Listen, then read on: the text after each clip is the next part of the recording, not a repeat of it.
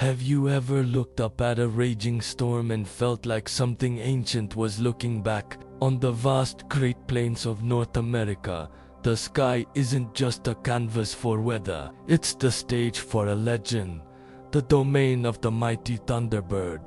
For centuries, Native American tribes have told stories of this immense, powerful bird whose very existence is woven into the fabric of the weather itself.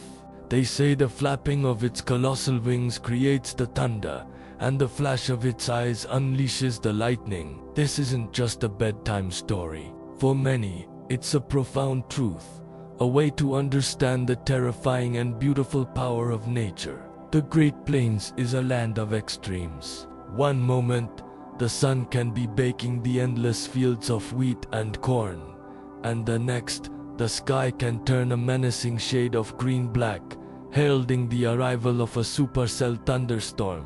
These storms are legendary in their own right, capable of producing tornadoes, flash floods, and hailstones the size of baseballs. It's in the face of this raw power that the legend of the Thunderbird feels most real. Imagine being an early inhabitant, living in a teepee or an earth lodge, and witnessing a storm that could flatten everything you own.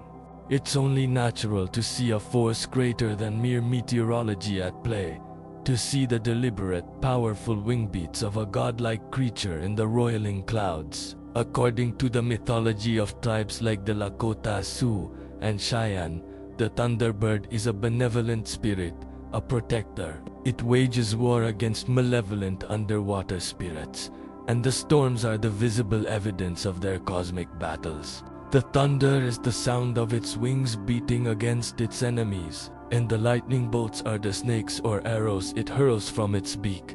This belief system gives meaning to the chaos. A storm isn't just a random act of atmospheric violence. It's a sacred event, a celestial conflict where a powerful guardian is fighting on behalf of humanity. For generations, these stories were passed down, whispered around campfires and recited during ceremonies. But in the modern age, have they faded away? Not entirely. In fact, some modern events seem to be breathing new life into these ancient beliefs. Take, for example, the countless reports from farmers and storm chasers across the plains. For decades, there have been hushed conversations and forum posts about seeing things in the clouds that do not belong there. People describe fleeting, impossible shapes within the dark hearts of supercell shapes that look uncannily like massive birds. Skeptics are quick to dismiss these sightings as pareidolia, the human brain's tendency to see patterns, like faces or animals, in random shapes. And yes, a swirling mass of vapor and ice crystals can certainly play tricks on the eye. But the consistency of these reports is striking. Over and over, people from different states, at different times, describe the same thing. A dark, bird-like silhouette, wings outstretched, moving with a purpose that seems separate from the general chaos of the storm. They describe it as being darker than the darkest part of the cloud, a void that seems to absorb light. Are all of these people just seeing clouds, or are they catching a glimpse of something else? Then there's the sound. Meteorologists can explain the science of thunder, the rapid expansion of air heated by a lightning strike. But listen closely during a plains thunderstorm. Sometimes, the thunder doesn't just crash or rumble. It rolls in a rhythmic, percussive pattern.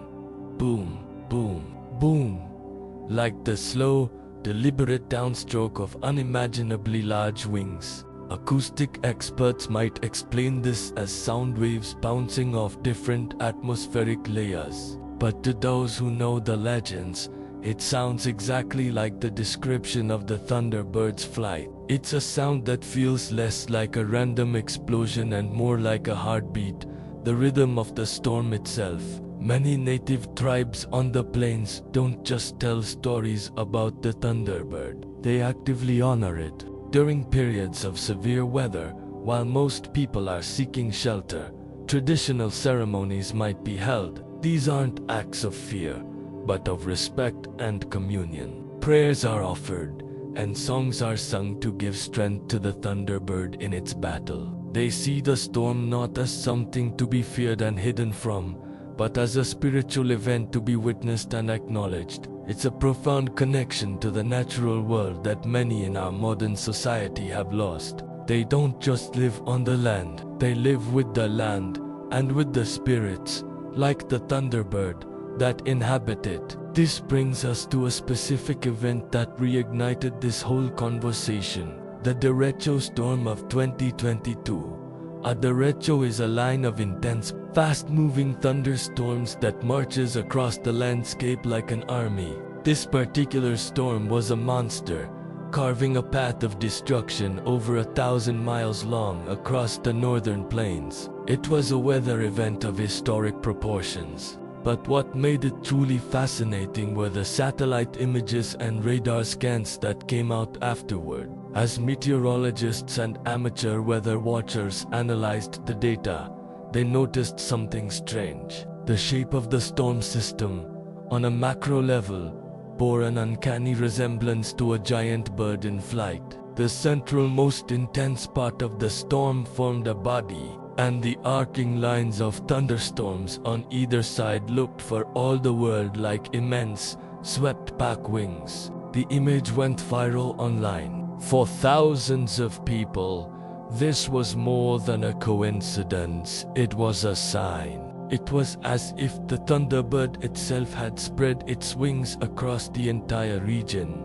Tribal elders and cultural leaders were interviewed by local news outlets. Many spoke of the storm not in terms of wind speeds and barometric pressure, but in spiritual terms. They saw it as the Thunderbird cleansing the land, a powerful display meant to remind people of the forces that truly govern the world. They pointed to the satellite image as proof of what they had always known. The legends are not just stories, they are a different kind of truth, a different way of seeing. The 2022 derecho became a modern legend in its own right, a storm that seemed to confirm an ancient belief. So what are we to make of all this? Is the Thunderbird a real, physical creature, a cryptid hiding within the clouds? Or is it a powerful metaphor, a personification of the storm's majesty and terror? Perhaps the answer isn't so black and white. Maybe the Thunderbird exists in the space between myth and meteorology. It exists in the farmer's fleeting glimpse of a strange shape in the clouds. It exists in the rhythmic booming of thunder that sounds like wing beats. It exists in the satellite image of a storm that looks like a god. The legend of the Thunderbird teaches us that there are other ways of understanding the world besides scientific analysis. It reminds us that for millennia, humans have looked at the very same sky and seen not just atmospheric phenomena, but the grand, epic sagas of gods and monsters. It asks us to look up at the next storm, not just with caution, but with a sense of wonder as the thunder rolls and the lightning flashes. Listen closely.